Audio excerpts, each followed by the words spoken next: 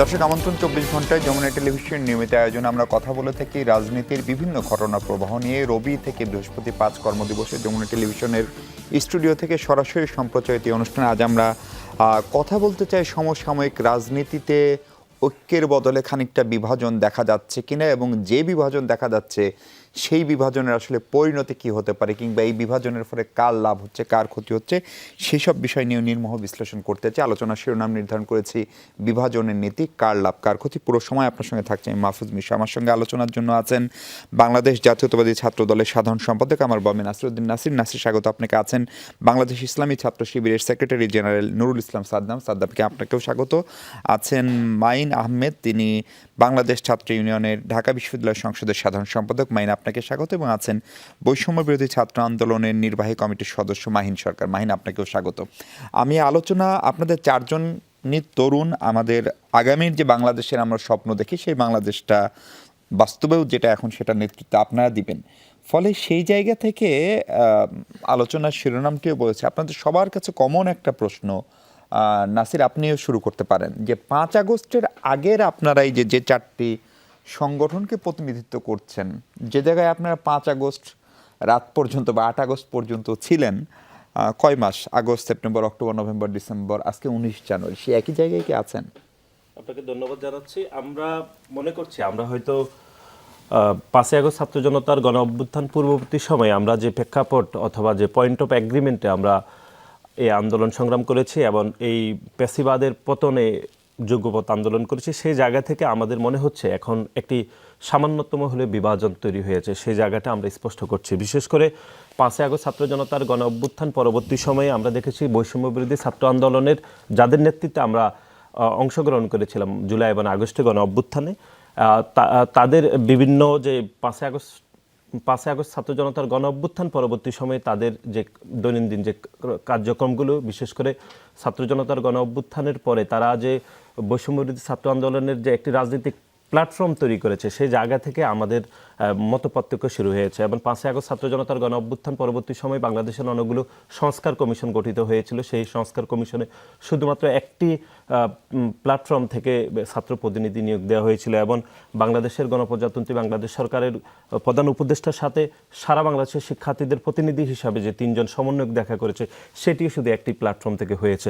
এবং ৫ই আগস্ট ছাত্র জনতার গণ অভ্যুত্থানের পূর্বে যে আমরা যে অংশীদারিত্বের ভিত্তিতে আমরা আন্দোলন সংগ্রাম করেছিলাম, সেই অংশীদারিত্বের জায়গাগুলো থেকে বৈষম্য বিরোধী ছাত্র আন্দোলন বাকি স্টেক হোল্ডারদেরকে এক ধরনের তাদের ক্যারিটকে খাটো করে শুধুমাত্র একটি অংশকে বড় করার যে রাজনীতি প্রবণতা তৈরি হয়েছে, সেই জায়গা থেকে সামান্যতম হলে বিভাজনের রাজনীতি তৈরি হয়েছে বলে এবং সমাধান নিয়ে আলাদা করে কথা বলবো। আচ্ছা, বৈষম্য বিরোধী ছাত্র আন্দোলনের একজন প্রতিনিধি আছেন মাহিন, একটা ছাত্র দলের স্বীকারোক্তি হচ্ছে যে সামান্যতম হলেও বিভাজন তৈরি হয়েছে।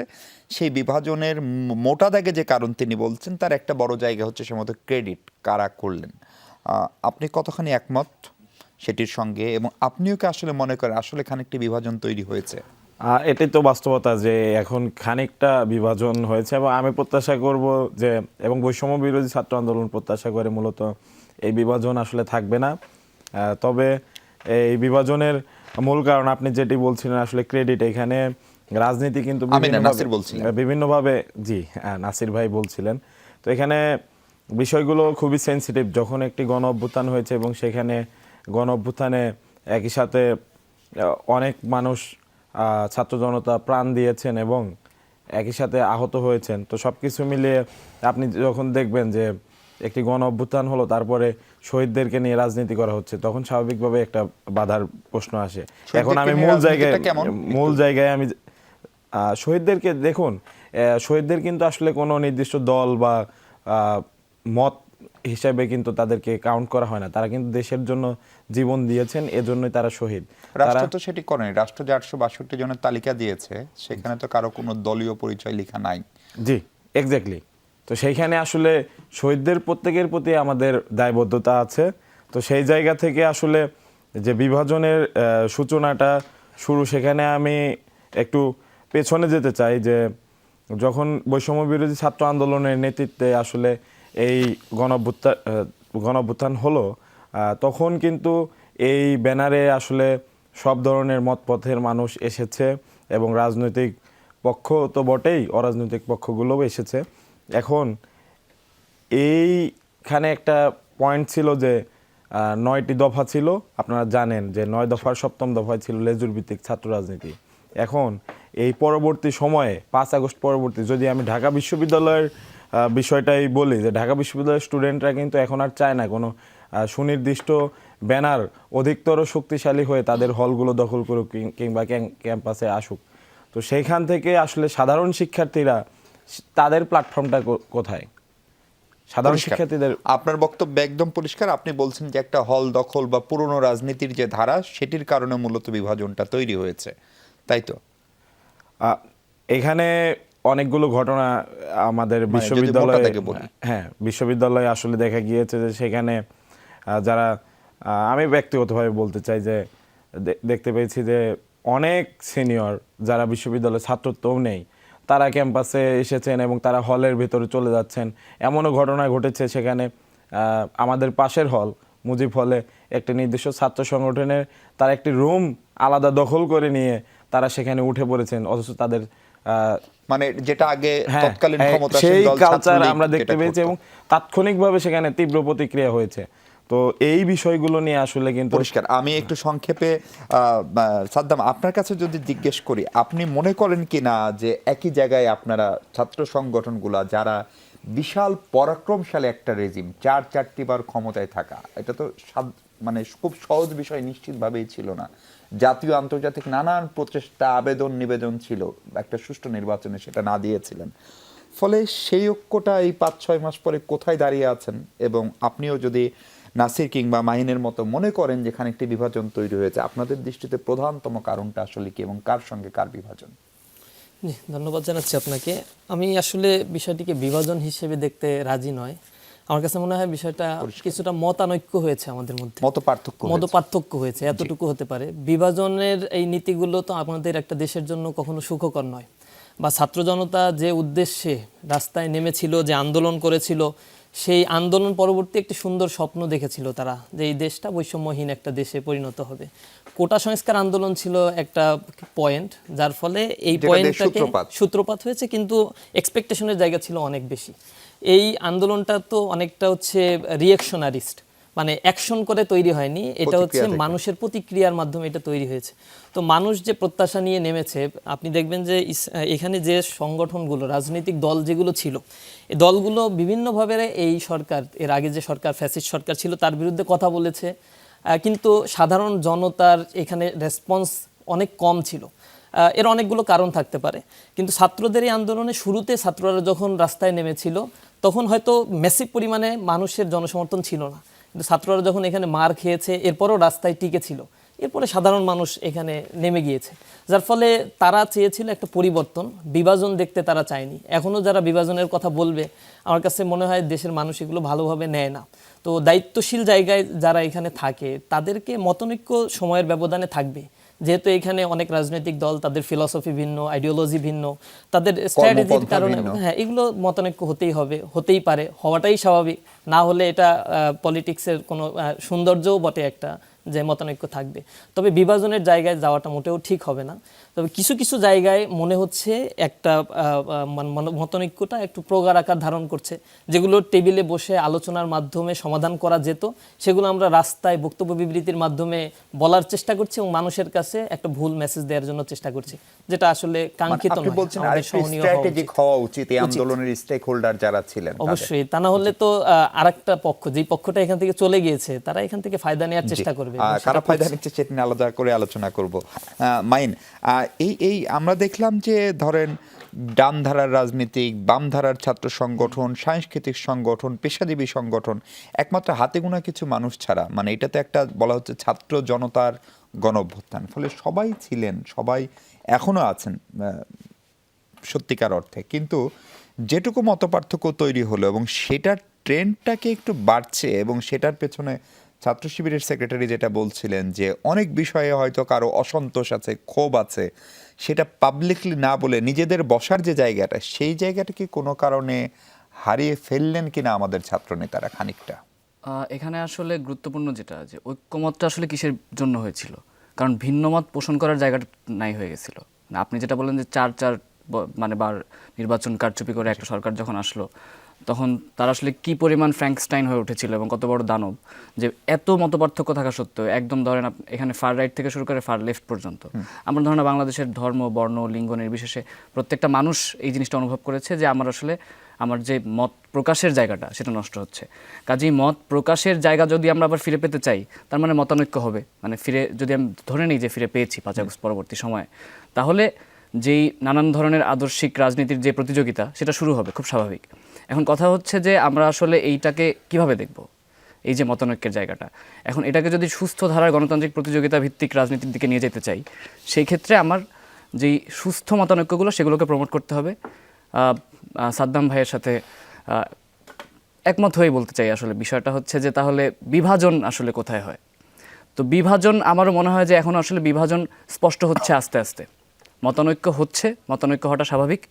বিভাজন হচ্ছে, বিভাজনটা এখন কাদের দায় কিভাবে দায় সেই আলোচনা হয়তো বা আপনি আরও আসবেন। এখন এখানে আবার নাসির ভাই যেটা বললেন যে 5 তারিখের পর থেকেই যেই প্ল্যাটফর্মটা আমাদের প্রত্যেকের ছিল, সেই প্ল্যাটফর্মটাকে একটা সাংগঠনিক কাঠামো দেওয়া হলো একটা পর্যায়ে যে, এবং সেই সাংগঠনিক কাঠামো দেওয়ার জায়গায় আসলে তো আগেও একটা ছিল, লাইক আগেও তো হাসনাত, সার্জিস তারা সমন্বয়ক হিসেবে ছিল, কেন্দ্রীয় সমন্বয়কের একটা তালিকা আমরা পেয়েছিলাম 58 জন বা 56 এখানে তাহলে আরেকটু মানে কি বলে বর্ণনা করি। ওই যে সাংগঠনিক কাঠামোটা, ওইটা আপনি একটা জেনারেলাইজড ফর্ম দেখবেন যেখানে সবার একটা পদ বা যেটাই বলেন সেটা হচ্ছে সমন্বয়ক, যে বেসিক্যালি কোঅর্ডিনেট সেম পদ। হ্যাঁ, এবং সেখানে কিন্তু দেখা হয় নাই যে আপনার রাজনৈতিক অন্য কোনো সংগঠনের সাথে যুক্ততা আছে কিনা, বেসিক্যালি একটা প্ল্যাটফর্মের মতো কাজ করেছে। পরবর্তীতে যেটা হলো, এটাকে একটা কি বলে একটা কনভেনশনাল সাংগঠনিক কাঠামো দেওয়ার চেষ্টা করা হলো, যে এখানে একটা হায়ারার্কি থাকবে। তো এখানে কি করা হলো যে এখানে যারা মেইনস্ট্রিম পদে আসতে চাইবেন তারা তাদের নিজের সংগঠন ছেড়ে আসতে হবে। তখন এখানে যেটা হলো, গোটা আন্দোলনটাকে একটা সাংগঠনিক কাঠামো দিয়ে আন্দোলনের যেই প্ল্যাটফর্ম সেটাকে মাতার দল ছাড়লেন। হ্যাঁ, মাতার দল ছাড়লেন, এক্স্যাক্টলি। তো সাংগঠনিক কাঠামোটা দিয়ে যেটা হলো, আন্দোলনটাকে ঘরে তোলার একটা প্রক্রিয়া শুরু হলো, যেটা আমরা দেখেছি আসলে 71 পরবর্তী সময়ে, যে মুক্তিযুদ্ধের স্টেক হোল্ডারশিপ নেওয়া শুরু হলো। বাকি যেসব মুক্তিযুদ্ধের স্টেক হোল্ডার তাদেরকে ছিটকে দিয়ে মুক্তিযুদ্ধকে এক প্রকার কুক্ষিগত করার চেষ্টা করা হলো।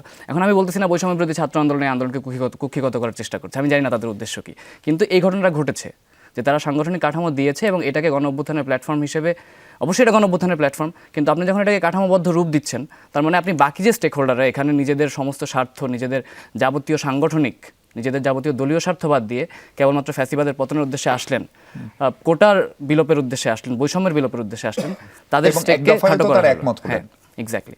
তার মানে হচ্ছে যে 5ই আগস্টের আগের বৈষম্য বিরোধী ছাত্র আন্দোলন আর 5 আগস্টের বা এই কাঠামো দেওয়ার পরবর্তীতে যে বৈষম্য বিরোধী ছাত্র আন্দোলন, সেটা ভিন্ন, সেটার এক থাকলো না। কারণ ওইখানে আমি আগে যে অংশীজনের ভূমিকাটা রাখতে পারছিলাম, একটা কাঠামো তো লাগেও, আপনি যদি এটাকে টেকসই করতে চান এবং যখন আপনার আন্দোলনটা নাই সেটার একটা স্ট্রাকচারাল, কিন্তু সেই কাঠামোকে আপনি এই শর্ত দিয়ে বেঁধে দেবেন যে এটা আমি প্ল্যাটফর্ম হিসেবে রাখবো এবং সবাই প্রত্যেকটা সংগঠনের নেতারা যারা ছিল তারা তাদের মতো করে নিজেদের সংগঠনও থাকবেন, এখানেও থাকবেন, এটা একটা ফর্ম। আর একটা হচ্ছে যে এটাকে একটা অন্য সব অর্গানাইজেশনের মতো আরেকটা অর্গানাইজেশনাল প্ল্যাটফর্ম বানানো, যেখানে বাকিদেরকে তাদের অর্গানাইজেশন ছেড়ে আসতে হবে। কারণ দুটার মধ্যে ভিন্নতা আছে। আপনার বক্তব্য একটা পরিষ্কার। নাসির, একটা গুরুতর অভিযোগ যেটি আসলো সেটা হচ্ছে লেজুর ভিত্তিক ছাত্র রাজনীতি, হল দখলের সংখ্যা, হলের যারা নিয়মিত স্টুডেন্ট না তাদেরকে হলে রাখার ওঠানোর চেষ্টা বা সেই চেষ্টা সফল হওয়া বা ব্যর্থ হওয়া, এগুলো বৈষম্যবিরোধী ছাত্র আন্দোলনের মাহিন সরকার আপনার সামনেই করলেন, এগুলো নিশ্চয়ই তার মানে হচ্ছে না। আমরা যেটি স্পষ্টভাবে বলতে চাই, 5ই আগস্ট ছাত্র জনতার গণ অভ্যুত্থান পরবর্তী সময়ে উনি বোধহয় ঢাকা বিশ্ববিদ্যালয়ের কথা বলেছেন, সেখানে ঢাকা বিশ্ববিদ্যালয়ে এরকম একটি ঘটনাও ঘটে নাই যে যেরকম গত 15.5 বছর ধরে যে জোর করে মিছিলে নেওয়া, গেস্টুম কালচার নির্যাতনের যে ঘটনা, সেটি 5ই আগস্ট ছাত্র জনতার গণ অভ্যুত্থানের পর একটি ঘটনাও ঘটে নাই। এবং উনি কাকে মিন করে বলেছেন সেটি আমি ব্যক্তিগতভাবে মনে করছি বাংলাদেশ জাতীয়তাবাদী ছাত্র দল এরকম কোনো নেতাকর্মী এরকম ঘটনায় জড়িত নয়, এবং বাংলাদেশ জাতীয়তাবাদী ছাত্র দলের প্রত্যেকটি নেতাকর্মী হলের যে সাংগঠনিক কাঠামো অথবা বিশ্ববিদ্যালয়ে প্রচলিত যেই হলে থাকার যে বিধিবিধান সেটি মেনে বিশ্ববিদ্যালয়ের প্রত্যেকটি শিক্ষার্থী হলে রয়েছে। এবং আপনি যেটি লেজুর ভিত্তিক ছাত্র রাজনীতির কথা যেটি বলেছেন, সেটি আমরা বারবার এটি আসলে আলোচনার একটি টপিকস হয়ে উঠেছে। আমরা 5ই আগস্ট ছাত্র জনতার গণ অভ্যুত্থানের সময় যখন 7ম দফা নিয়ে আলাপ আলোচনা চলমান ছিল, তখন বৈষম্য বিরোধী ছাত্র আন্দোলনের সাথে যখন আমাদের তখনকার সময় আলাপ আলোচনা হচ্ছিল, তখন আমরা দলীয় ছাত্র রাজনীতি বন্ধ করা যে 7ম দফাটি, আমরা তখনই সেই দফা নিয়ে বিরোধিতা করেছিলাম। এবং 5ই আগস্ট ছাত্র জনতার গণ অভ্যুত্থান যখন সফল হয়েছিল, তখন আমরা দেখেছি বাংলাদেশের বিভিন্ন ক্যাম্পাসগুলোতে, বিশেষ করে ঢাকা বিশ্ববিদ্যালয়ে আমরা দেখেছি যে একটি সংগঠনের তিনি সংগঠনের প্রথমে দায়িত্বে ছিলেন না, আমরা একজন ব্যক্তিকে দেখেছি যিনি তিনি মানববন্ধন করেছিলেন ঢাকা বিশ্ববিদ্যালয় অপরাজয় বাংলার সম্মুখে। পরবর্তী সময়ে আমরা দেখেছি সেই ব্যক্তি ছাত্র শিবিরের ছাত্র আন্দোলন বিষয়ক সম্পাদক হয়েছিলেন। এবং জগন্নাথ বিশ্ববিদ্যালয়ে এরকম একটি মানববন্ধন হয়েছিল যে দলীয় ছাত্র রাজনীতি বন্ধ করতে হবে। তার পরবর্তী সময়ে আমরা দেখেছি সেই ব্যক্তি জগন্নাথ বিশ্ববিদ্যালয়ের ছাত্র শিবিরের রাজনীতির সাধারণ সম্পাদক হয়েছিলেন। সুতরাং 5 আগস্ট ছাত্র জনতার গণ অভ্যুত্থানের সময়ও আমরা 7ম দফা নিয়ে বিরোধিতা করেছিলাম এবং তখনকার সময়ে সমন্বয়করা, বিশেষ করে আমরা যেহেতু এখানে বলছি, আব্দুল কাদের যখন আমাদেরকে এগুলো পাঠিয়েছিলেন তখন তিনি আমাদেরকে নিশ্চয়তা করেছিলেন যে পরবর্তী সময়ে 7ম দফাটি 9 দফার মধ্যে অন্তর্ভুক্ত হবে না। এটি আমরা গণমাধ্যমে একাধিকবার বলেছি এবং একটি প্রেস নোটে তো তখন 7ম দফাটি আসেও নাই। পরবর্তী সময়তে আপনি দেখেছেন আমরা আসলে 1 দফার মধ্যে চলে গিয়েছিলাম। সুতরাং গণ অভ্যুত্থানের পূর্ব আমরা এটি বিরোধিতা করেছিলাম, দলীয় ছাত্র রাজনীতি বন্ধ, এবং পরবর্তী সময় আমরা এটি বিরোধিতা করেছিলাম এবং আমাদের স্থান এখনো সেই জায়গায় রয়েছে। সাদ্দাম, আপনি উনি যে প্রসঙ্গে বললেন, বিশেষ করে দুটো উদাহরণ দিলেন, আমি তার সঙ্গে একটু ছোট করে যুক্ত করি যে ধরেন আপনাদের ঐক্য যখন খুবই প্রকট তখন কিন্তু কেউ কিছু করতে পারে। আপনার কাছে আমার ছোট দুটো প্রশ্ন। 3 কলেজের যে ঘটনা ঘটলো, সেই ঘটনা যদি এই আপনারা যে 4টি সংগঠনকে নেতৃত্ব দিচ্ছেন, আপনারা চাইলে সেটি ঠেকানো সম্ভব ছিল কিনা? কারণ ঘটনা তো 3য় দিনের মতো সম্ভবত গড়িয়েছিল, তাই না, কলেজগুলোতে? অথবা ধরেন এই সাম্প্রতিক সময়ে ক্ষুদ্র নৃগোষ্ঠী বা আদিবাসী, যেটা আমাদের সরকার বলতে নিরুৎসাহিত করে, তাদের উপর যে হামলা, তার দায় কারা নেবে? সেটা নিশ্চয়ই আইন শৃঙ্খলা বাহিনী সিদ্ধান্ত নেবে। কিন্তু যদি ছাত্র শিবির, ছাত্র দল, ছাত্র ইউনিয়ন, বৈষম্য বিরোধী ছাত্ররা, তারা যদি একজোট হয়ে বলতো যে না, এদেরকে মত প্রকাশ করতে দেন, ওরা ওটা যৌক্তিক অযৌক্তিক সেটা আলোচনার টেবিলে, তাহলে কি তাদেরকে এইভাবে পেটানো সম্ভব ছিল? এখানে দুইটা বিষয়। একটা হচ্ছে 7 কলেজের এই 3 কলেজের যে ঘটনাটা বললেন, ওই ঘটনা তো ইতিমধ্যে স্পষ্ট, মিডিয়ার মাধ্যমে দেখেছেন। ওই ঘটনা যে ঘটতে যাচ্ছে এ বিষয়ে ফেসবুকে ইতিমধ্যে প্রচার হয়ে গিয়েছিল, ঠেকানোর সুযোগ ছিল। আমাদের পক্ষ থেকে আমরা বোল্ডলি বলেছি এগুলোর সাথে ইসলামী ছাত্র শিবিরের কোনো সংযোগ নাই। কাদের সংযোগ সেটা ভিডিও ফুটেজ আছে, এগুলো দেখে বের করা যেতে পারে এবং আইনানুগ ব্যবস্থা নেওয়া যেতে পারে। আমরা সেটা দেখি নাই ব্যবস্থা নিতে। তো আমাদের কাছে তো আর প্রশাসনের সব পাওয়ারগুলো নাই, আমরা শুধু আবেদন জানাতে পারি। তবে আমাদের পক্ষ থেকে যতটুকু আমরা আমাদের জনশক্তি বা যারা ওই কলেজগুলোতে দায়িত্বে রয়েছে, আমরা তাদেরকে বলেছি এই বিষয়ের সাথে জড়ানো যাবে না, এবং কোনো ধরনের অস্থিতিশীল পরিবেশ সৃষ্টি হয়, মারামারি বা কোনো কেওয়াজ সৃষ্টি হয়, এই জাতীয় কাজের সাথে আমাদের জড়িত হওয়া যাবে না, এবং তাদেরকে বোঝানোর জন্য তো আমাদের যতটুকু সক্ষমতা ছিল তার আলোকে বলেছি। এর বাইরে যে অংশটুকু হয়নি সেটার ব্যাপারে তো যুক্তি দিলেন, সেটা কি বলবেন? প্রথমত হচ্ছে ওই 9 দফা যে দাবিটা দেওয়া হয়েছিল, তাতে যে 7 দফার কথা ভাইয়েরা বলছে, ওই দাবিটা 7ম দফার, এই দাবিগুলো যখন উত্থাপন করা হয়েছিল তখন দেশের সিচুয়েশনটা কি ছিল সেটা সবার কাছে স্পষ্ট। ওই সিচুয়েশন থেকে ছাত্রলীগকে ক্যাম্পাস থেকে পিটিয়ে বের করে দেওয়া হয়েছে, এবং ছাত্রদের মবটা ছিল একটা ম্যাসিভ পরিমাণে। তারা চাচ্ছিল এই যে ছাত্র রাজনীতি 15 বছর ধরে তারা দেখেছে, এমন রাজনীতির কোনো পুনরাবৃত্তি না। এবং এই প্রজন্ম, তার আগের প্রজন্ম, তারও আগের প্রজন্ম যারা ইউনিভার্সিটি শেষ করেছে 15 বছর ধরে দেখেছে, এবং ছাত্রলীগের এই সন্ত্রাসী কর্মকাণ্ডের কারণে তারা ধরেই নিয়েছে ছাত্র রাজনীতি হচ্ছে এমন একটা জায়গা। তো এই জায়গা থেকে ছাত্রদের মধ্যে জোর দাবি ছিল ক্যাম্পাসগুলোতে স্টুডেন্ট পলিটিক্স বন্ধ হবে। তো সেই কার্যক্রমের সাথে শুধু আমাদের না, অনেকেই এখানে যুক্ত হয়েছিল।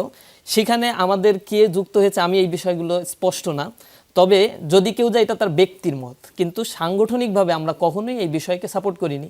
পলিটিক্স, আমরা স্টুডেন্ট পলিটিক্স করি, আমরা স্টুডেন্ট পলিটিক্স নিষিদ্ধ করব কেন? প্রত্যেকটা ক্যাম্পাসে আমাদেরকে বরং বলা হয়েছে, বাইরা হয়তো বারবারই বলবে যে পরিবেশ পরিশোধ করে ছাত্র শিবিরকে পলিটিক্স করতে দেয়া হবে না। এটা কতটুকু যৌক্তিক একটা বিষয়।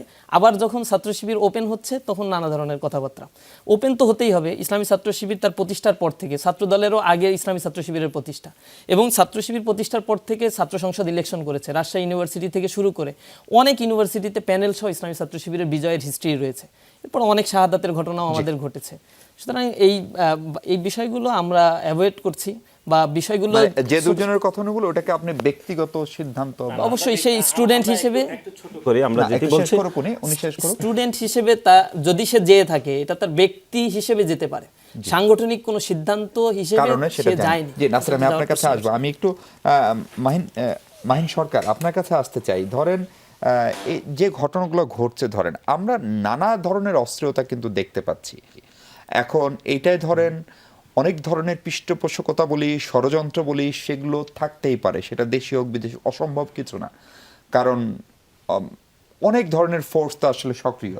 ফলে সেই জায়গাটায় এই যে ক্ষুদ্র নৃগোষ্ঠীর উপরে যে হামলা কিংবা ধরেন আপনার যে ধরনের রেটরিক বাজারে ছাড়া হচ্ছে, এইটার ফলে কি কোনোভাবেই, আমরা তো মুক্তিযুদ্ধের চেতনা শব্দটাকে অনেক বেশি উচ্চারণ করতাম এক সময়, ফলে আপনাদের এই জুলাই আগস্টের গণঅভ্যুত্থানের যে চেতনা সেটিও অর্জিত হওয়ার পথটা অনেকখানি কঠিন হচ্ছে কিনা?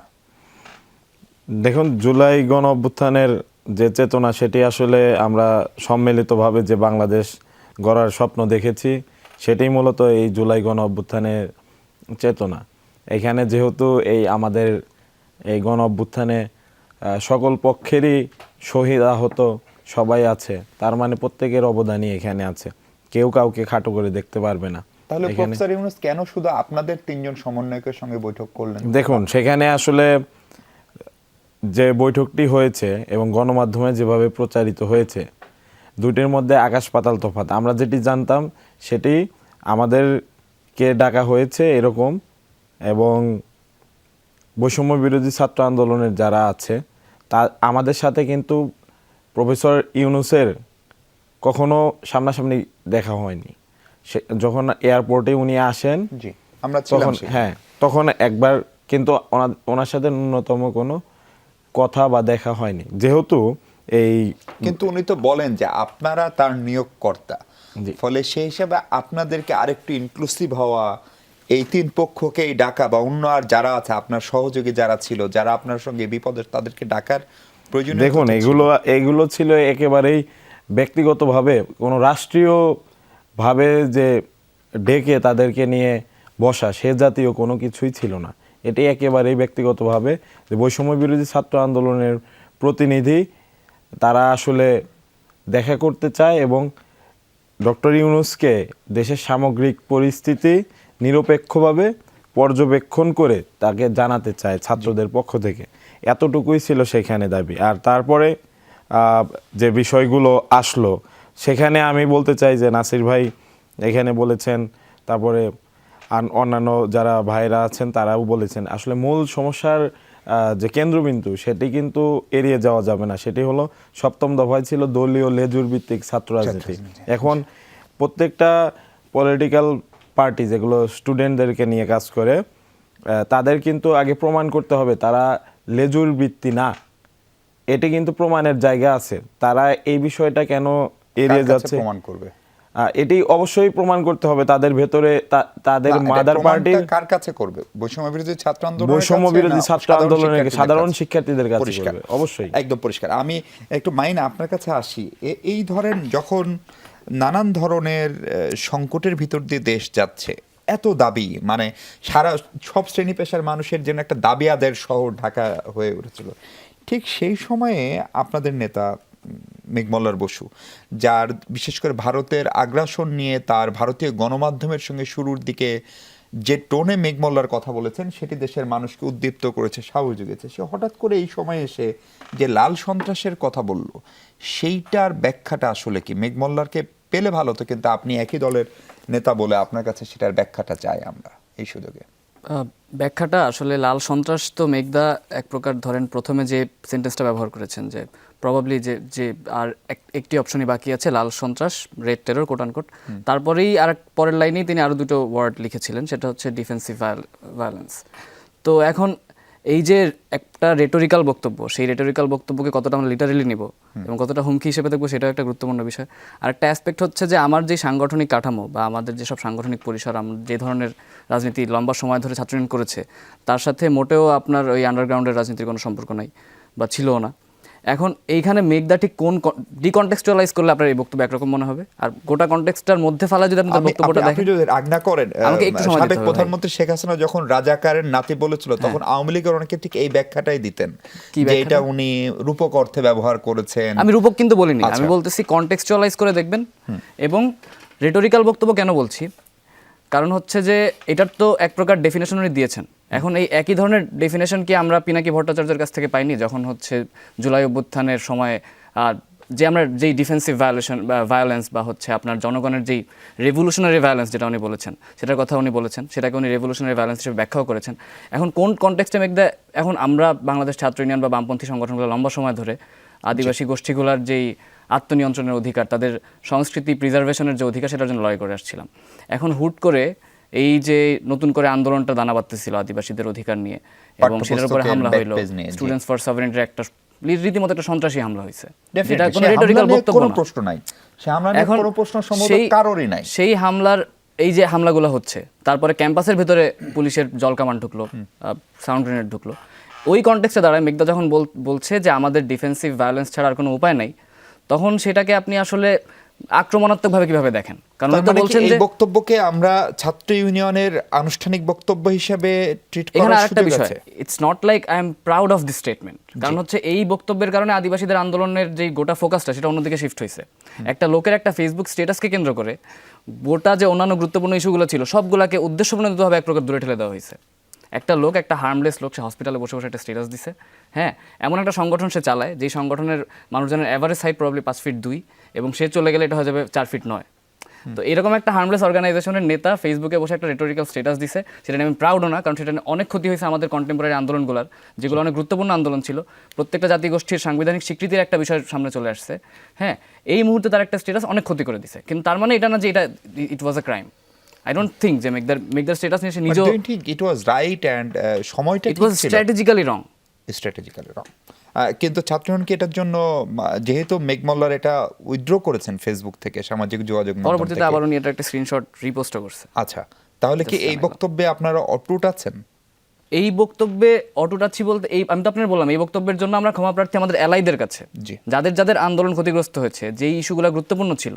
এখানে ভ্যাটের ইস্যু চলতেছে বাংলাদেশে এখন, যে ভ্যাট বাড়ায় হয়েছে, যেটা মানে এক প্রকার আমাদের সবার জন্য অন্যান্য একটা রেজিমের যে কন্টিনিউশন, সেটাই দেখা আপনার যাচ্ছে। বক্তব্য পরিষ্কার। দর্শক, আমরা একটা ছোট্ট বিরতিতে যাই, আমরা আলোচনাটা অন্য জায়গায় নিতে চাই, যে এই সংকটের পেছনে বড় দল, বিশেষ করে বিএনপি মহাসচিব আজকে বলেছেন দুর্নীতি শুরু হয়ে গেছে। জামাতের আমির রাজশাহীতে বলেছেন যে আপনারা চাঁদাবাজি করবেন না। প্রশ্ন হচ্ছে, বিএনপি এবং জামাত যদি এই কথা বলে, তাহলে দুর্নীতি বা চাঁদাবাজি আসলে কারা করছে সেটি খোঁজার সমস্ত জরুরি। সেটি নিয়ে কথা বলবো আমরা, তার আগে ছোট্ট একটা বিরতি নিচ্ছি।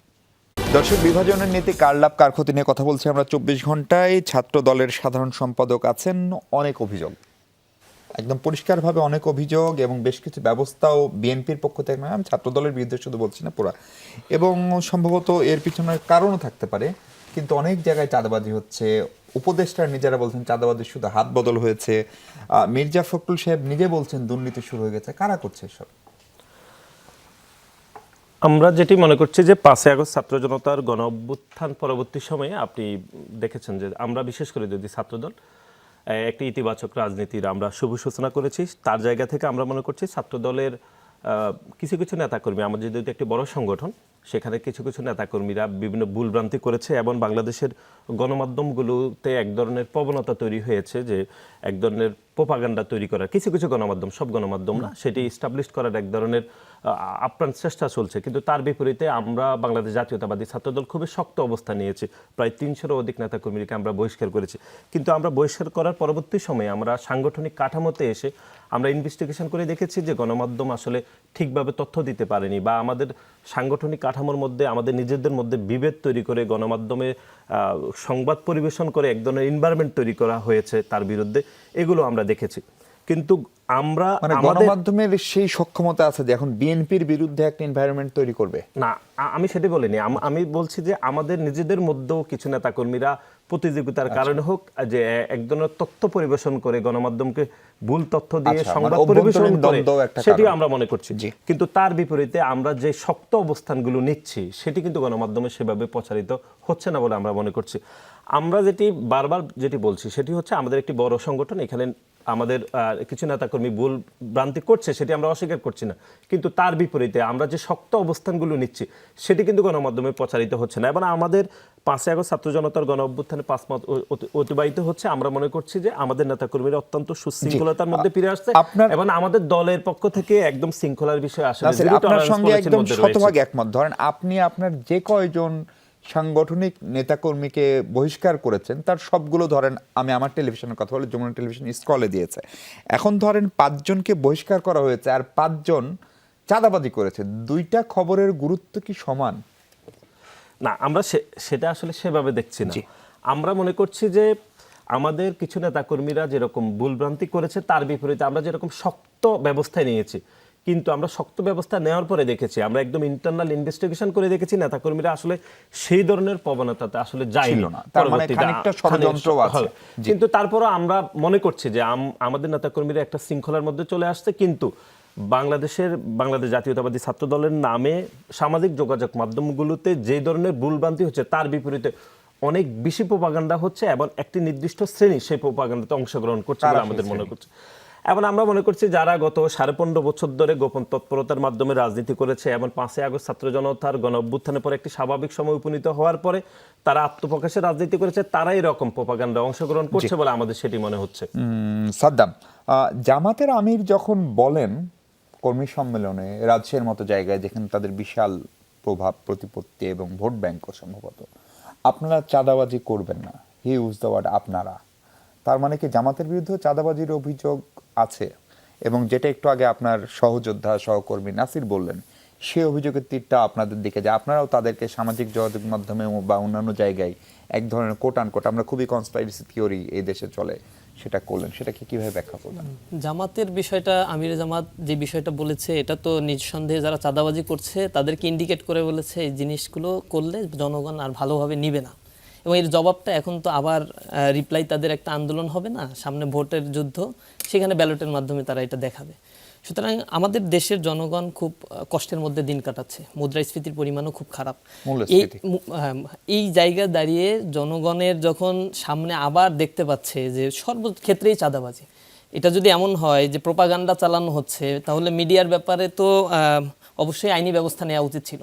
মিডিয়া এটা কেন করবে? কোনো মিডিয়া ইন্টেনশনালি এই কাজগুলো করছে আমার কাছে তাই মনে হচ্ছে না।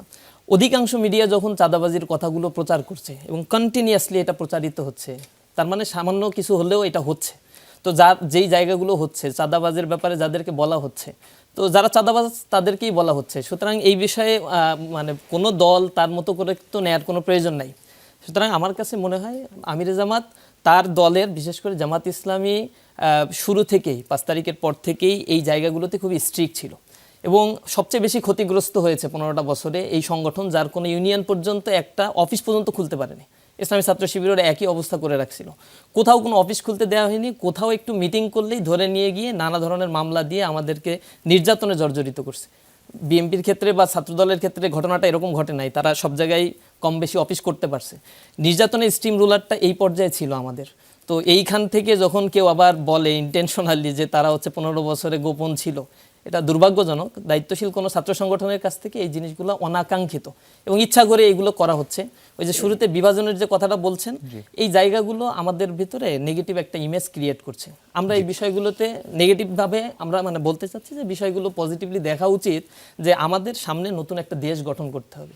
এই ক্ষেত্রে দেশের জন্য যে লুফলসগুলো, এই জিনিসগুলো আইডেন্টিফাই করে গঠনমূলকভাবে নিজেরা বসে আলোচনা করতে হবে। জি, আমি মাহিন সরকার আপনার কাছে একটু আসতে চাই। এই সংস্কার, বিচার এবং সংসদ নির্বাচন, এই তিনটার মধ্যে আপনারা কি আসলে অনেক বিরোধ দেখেন? মানে মির্জা ফখরুল সাহেব আজকেই বলছে সংস্কার চললেও নির্বাচন হতে পারে, বিচার প্রক্রিয়াতে একটা দীর্ঘমেয়াদী প্রক্রিয়া, সেটি চলাবস্থায় নির্বাচন হতে পারে। ফলে নির্বাচন হলে ধারণা করা হয়, প্রচলিত ধারণা যে বিএনপি ক্ষমতায় আসবে।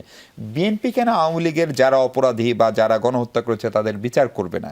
এই প্রশ্নটার আসলে কি উত্তর দিবেন? এবং এই তিনটা নিয়ে যে একটা বিভেদ তৈরি করা হচ্ছে, সেটার সুবিধা কি অন্য কোনো পক্ষ নিতে পারে না?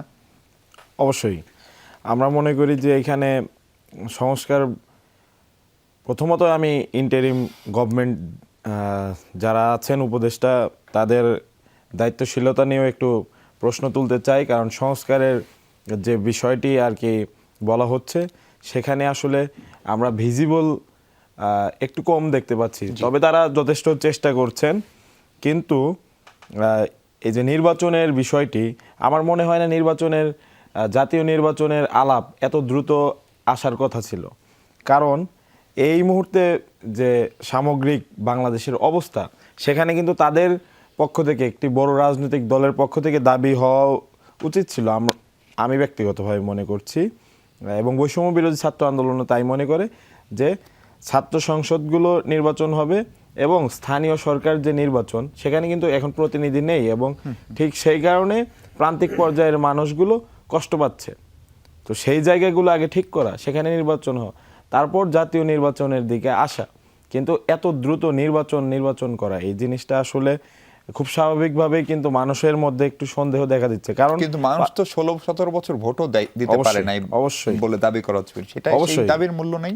অবশ্যই সেই দাবির মূল্য আছে। এবং এই যে বর্তমান অন্তর্বর্তীকালীন সরকার, আপনি জানেন যে তাদের হাতে কিন্তু সংস্কার কমিশনগুলোর রিপোর্ট আসছে, তো সেই রিপোর্টের ভিত্তিতে তারা কিন্তু নির্বাচন দেবেন এবং সেজন্য তারা ওয়াদাবদ্ধ। একটা টাইম ফ্রেমও বলেছেন। হ্যাঁ, তারা টাইম ফ্রেমও বলেছেন। জি, তো এই টাইমটুকু মানতে আসলে সমস্যাটা কোথায়? জি, সমস্যা কোথায় সেটা আমি শুনবো।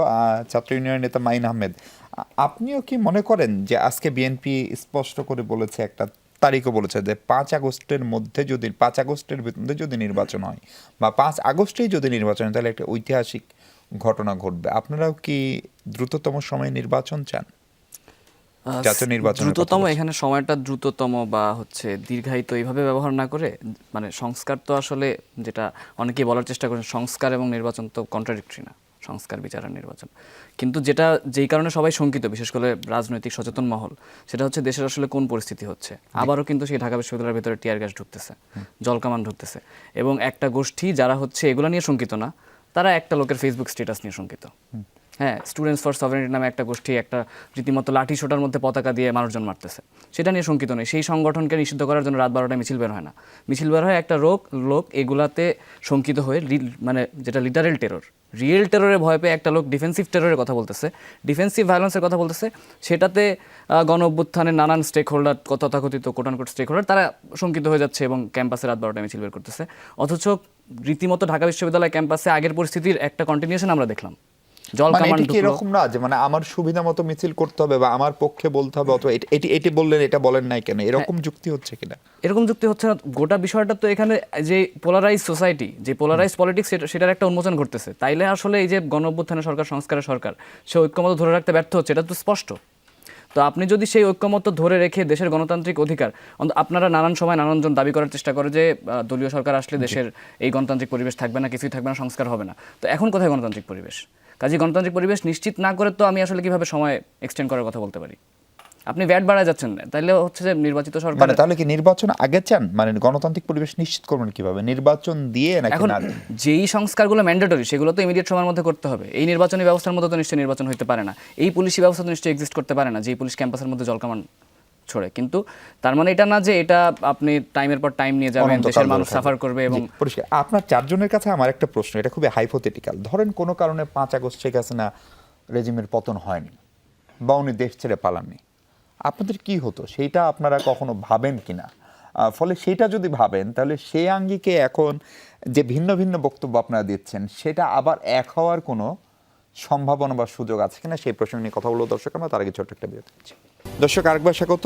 নাসির, একদম কম সময়, ধরেন বিরতির আগে যে প্রশ্নটা করছিলাম, 5 আগস্ট কোনো কারণে যদি এই ঘটনা না ঘটতো তাহলে তো আপনারা আর একটা এক্সিস্টিং সরকার থাকতো, ওই সংসদের মেয়াদ পড়তো, ফলে নির্বাচন হতো না। ফলে বিএনপি এখন নির্বাচন নিয়ে যে তাড়াহুড়াটা করছে মাহিনের ভাষায়, সেটা তো হইতো না। ফলে ওই ওই ওই অবস্থাটার কথাটাও একটু ভাবেন কিনা, বা সেটা যদি হয় তাহলে ছাত্র সংসদ, স্থানীয় সরকার, তারপর জাতীয় সংসদ নির্বাচন হলে বিএনপির সমস্যাটা হতো। আপনার কি মনে হয় যে কোনো কারণে জাতীয় নাগরিক কমিটি বা জামাতে ইসলামী এই 5, 6, 7 মাসে এত শক্তিশালী হয়ে যাবে, তারা বিএনপিকে জাতীয় সংসদ নির্বাচনে হারাতে পারবে? আমরা সেটি মনে করছি না। এখানে আমাদের ছাত্র ইউনিয়নের আলোচক যেটি বলেছেন, আমি ওনার কথা ধরে আমি যেটি বলছি সেটি হচ্ছে 5 আগস্ট ছাত্র জনতার গণ অভ্যুত্থানের পর এক ধরনের হাইপ তৈরি করা হয়েছে যে সংস্কার নির্বাচন দুটি আলাদা বিষয়। আমরা মনে করছি বিপরীত বিষয়, যে যারা নির্বাচন চাইবে তারা সংস্কার চায় না, আবার এরকম বলছে যে যারা সংস্কার চায় তারা আবার নির্বাচন চায় না, দুইটাকে আলাদা করে করা হয়েছে। আমরা মনে করছি, যেটি বারবার বলছি, আমাদের দল থেকে যেটি বলা হয়েছে, সংস্কার এবং নির্বাচন যৌথভাবে চলতে পারে, একই সমান্তরাল রেখায় চলতে পারে। আবার এটিও হাইপ তৈরি করা হয়েছে, একটি জনগণের সরকার প্রতিষ্ঠা হলে হয়তোবা যে সংস্কারকে বন্ধ করে দেওয়া হবে, এরকম এক ধরনের প্রবণতা বা প্রোপাগান্ডা কিন্তু তৈরি করা হয়েছে, সেটি আমরা মনে করছি। এবার আপনি যেটি বলেছেন, যদি 5 আগস্ট ছাত্র জনতার গণ অভ্যুত্থান যদি সফল না হতো তাহলে আমরা কি করতাম? আমরা তো যেটি মনে করছি সেটি হচ্ছে, এই যে 5 আগস্ট ছাত্র জনতার গণ অভ্যুত্থানের প্রেক্ষাপট তৈরি হয়েছিল 2014 সালের একটি বিনা ভোটের নির্বাচন, 2018 সালের নিশিরাতে নির্বাচন এবং 2024 সালের একটি দামি নির্বাচন। এখানে জনগণ যে তার মতামত দিতে পারেনি, বিশেষ করে তরুণরা যে সংক্ষুব্ধ ছিল, সেই সংক্ষুব্ধের জায়গা থেকে মানুষ 5 আগস্ট ছাত্র জনতার গণ অভ্যুত্থানের পূর্বে জুলাই এবং আগস্টে তারা অংশগ্রহণ করেছিল। এখানে অনেকগুলো রিজিম কাজ করেছে, কিন্তু তারপরও প্রত্যেকটি মানুষের একটি সেলফ ইন্টারেস্ট ছিল এই গণ অভ্যুত্থানের প্রতি। সেই ইন্টারেস্টের জায়গা থেকে সবগুলো মানুষ অংশগ্রহণ করেছে আমাদের মনে হচ্ছে। আমি একটু মাহিন, এই বিতর্কটা খুবই পুরনোই হয়ে যাচ্ছে আসলে। মানে বিএনপি দাবি করে তাদের অনেক লোক নির্যাতনের শিকার হয়েছে, হাজার হাজার মামলা, অনেকে গুমখুনের শিকার হয়েছে, ফলে 14, 18, 24-এর নির্বাচনের পর তারা একটা প্রেক্ষাপট তৈরি করেছে। মানে তারা ভূমিটা তৈরি করেছে, আপনার এখানে সেখানে সে চাষবাস করে ফসল তুলেছেন, ফলে সেই ক্রেডিটটা তাদেরকে দিতে সমস্যা কোথায়, এবং নির্বাচন নিয়ে তাদের যে অবস্থান সেটাকে আপনারা কিভাবে দেখেন? দেখুন, এখানে তো আসলে সব দলেরই ভূমিকা আছে, আমরা তো বরাবর স্বীকার করছি। তার মানে এই না যে এখানে ক্রেডিটের রাজনীতি হচ্ছে। এখন নির্বাচনের দাবিতেই যে এগুলো হয়েছে, বিষয়টি কি পুরোপুরি এরকম? ভাই, কিন্তু 2009-এর যে পিলখানা হত্যাকাণ্ড হয়েছে, তাদের রক্ত কিন্তু এই গণ অভ্যুত্থানের অন্যতম প্রেরণা। তার পাশাপাশি 2013 সালে শাপলায় যে হত্যাকাণ্ড চালানো হয়েছে, এটি আমাদের গণ অভ্যুত্থানের প্রেরণা। কারণ ওইখানে যারা ক্ষতিগ্রস্ত হয়েছে তারা কি সংক্ষুব্ধ ছিল না? তারা কি শুধু নির্বাচনের কারণে ক্ষতিগ্রস্ত ছিল? তারপর 2018 সালের যে কোটা সংস্কার আন্দোলন, সেই কোটা সংস্কার আন্দোলনের সূত্র ধরেই কিন্তু 24-এর এই বিস্ফোরণ। এখন সামগ্রিকভাবে এখানে নির্বাচনের দাবিও ছিল। এখন যে একজন শ্রমিক, তার যে বঞ্চনা, তার দাবিও এখানে ছিল, সেটি শুধু নির্বাচন না। সুতরাং এখানে সামগ্রিক বিষয়াদি নিয়ে বাংলাদেশ 2024 সালের এই 5 আগস্টের পূর্বে একটা বোমার মতো ছিল, সেখানে আমরা মাত্র একটি শলাকা দিয়ে আগুনটা জ্বালিয়েছি, আর কিছু না। ধন্যবাদ। সাদ্দাম, আপনি যদি একটু ওই জায়গাটাই বলেন, ধরেন আপনি একটু আগে বলছিলেন যে আপনারা অফিস খুলতে পারেননি, এখন আপনারা সব জায়গায় ক্রমশই দৃশ্যমান হচ্ছেন, এবং অনেকেই বলছেন যে 5 আগস্টের পরে সবচেয়ে বেশি লাভবান যে রাজনৈতিক দলটি সেটি সম্ভবত জামাতে ইসলাম। ফলে আপনাদের স্ট্যান্ড কি? মানে ওই আগের পরিস্থিতির সঙ্গে তুলনা করে কি আরেকটু স্লো যাওয়া উচিত নির্বাচনের ক্ষেত্রে? স্থানীয় সরকার নির্বাচনকে আপনারা আগে করার পক্ষে, ছাত্র সংসদ নির্বাচনকে আগে করার পক্ষে, নাকি সরাসরি জাতীয় নির্বাচনে যাওয়া উচিত? জি, আমরা তো 5 তারিখের পর থেকে যে রাজনৈতিক প্রেক্ষাপট পরিবর্তন হয়েছে, ইসলামী ছাত্র শিবিরে দেখবেন ধারাবাহিকভাবে কার্যক্রমগুলো গঠনমূলক এবং ছাত্র ওরিয়েন্টেড কাজই আমরা করার চেষ্টা করেছি। এখানে আমাদের কার্যক্রমগুলো অ্যাপ্রিসিয়েবল হয়েছে সবার কাছে। আমরা বলছি সরকার যে সংস্কারগুলো করছে, সংস্কার এবং নির্বাচন দুইটা প্যারালালি চলে। তাহলে নির্বাচন সংস্কার কমিশন যে সংস্কারের প্রস্তাবনা দিয়েছে দ্বিকক্ষ বিশিষ্ট, তো এইটা যদি সমাধান না হয় তাহলে নির্বাচন হবেটা কিভাবে? তো সংস্কার এবং নির্বাচন এটা প্যারালালি কিভাবে চলে? কিছু বিষয় আছে যেগুলো অগ্রিম আগে সংস্কার করে নির্বাচনে যেতে হবে। কিন্তু সংবিধানের যেগুলো সেগুলোর জন্য তো পার্লামেন্ট লাগবে। সংস্কারের বিষয়গুলো তো তারা গণভোট করবে, এবং এই সিচুয়েশনগুলো যে প্রোক্লেমেশনের যে কথাগুলো পরবর্তীতে আসছে আরো, এবং এই সিচুয়েশনের সময় কিভাবে 72-এর সংবিধান কিভাবে পাশ করা হয়েছে, সেই সময় পার্লামেন্টটা কিভাবে গঠিত হয়েছিল, তার ম্যান্ডেটটা ছিল তো 70-এর ইলেকশনের কথা বলা হয়। তো এখন যে অভ্যুত্থানের মাধ্যমে এই যে ফ্যাসিবাদী সরকার চলে গিয়েছে, নিঃসন্দেহে সেই মর্যাদার আলোকে এটা তো নজির হিসেবে আছে, আইনে তো দৃষ্টান্ত রয়েছে। জুলাই ঘোষণার ভবিষ্যৎ কি ঝুলে গেল? মানে প্রোক্লেমেশনে যেটার কথা আপনি মাত্র বললেন, না, এটা তো সরকার অংশীজনদের সাথে আলোচনা করছে, অবশ্যই হয়তো খুব নিকট সময়ে তারা দিবে। তবে আমার মনে হয় ছাত্র সংসদ নির্বাচনটা ক্রুশিয়াল, এটা খুব দ্রুত হওয়া উচিত, এবং ধারাবাহিকভাবে যৌক্তিক সময়ের মধ্যেই জাতীয় ইলেকশনটা হওয়া উচিত।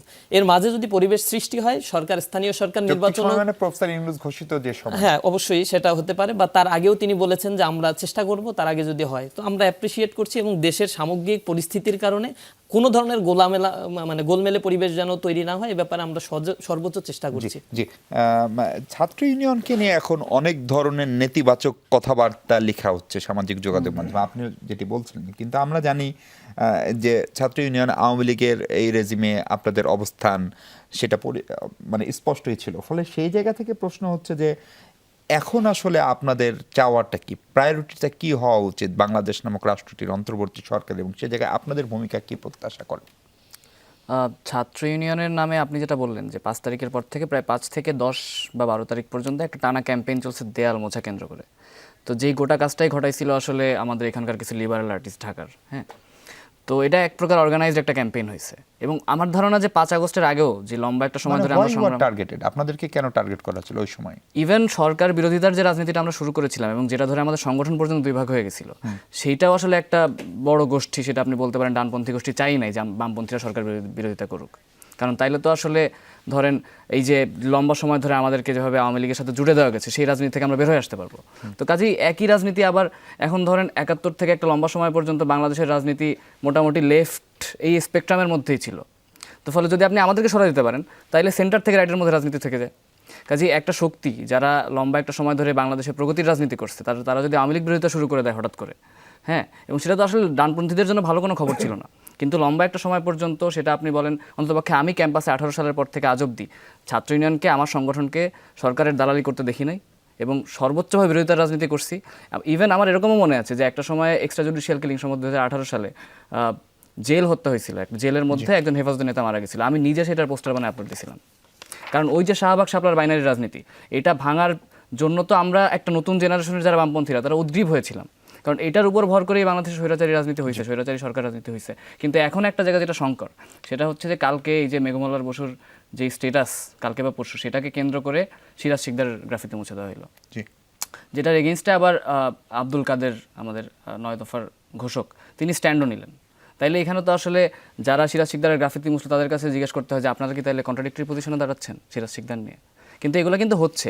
কাজেই আমাদেরকে কেন্দ্র করে যে গোটা এই যে প্রোপাগান্ডার রাজনীতি এটা লম্বা সময় ধরে ছিল ডিহিউম্যানাইজেশনের রাজনীতি, যে এরা উদ্যানে পড়ে থাকে, হ্যাঁ, এরকম স্লোগানও দেওয়া হয়েছে যে উদ্যানে ফিরে যায় হ্যান ত্যান। তাহলে এগুলা কি আসলে? এগুলো তো সেই ডিহিউম্যানাইজেশনের রাজনীতি যেটার এগেইনস্টে আমরা কথা বলে আসছি। জি, অনেক ধন্যবাদ মাইন, অনেক ধন্যবাদ মাহিন, অনেক ধন্যবাদ সাদ্দাম এবং নাসির। দর্শক, আমাদের 4 জন তরুণ নেতা তাদের আলোচনা শুনছিলাম। দিন শেষে তারা কিন্তু খুব বড় মৌলিক বিভেদ বা বিভাজন নাই এবং তারা এইটুকু বিশ্বাস করে, এইটুকু মনস্তত্ত্ব তাদের আছে যে সংকটে তারা প্রয়োজন আবার এক হবে, একসঙ্গে আলোচনা করবে, আলোচনা করেই সেই সমাধানের পথ খুঁজুক বাংলাদেশে, সেই প্রত্যাশা শেষ করছি। ভালো থাকবেন।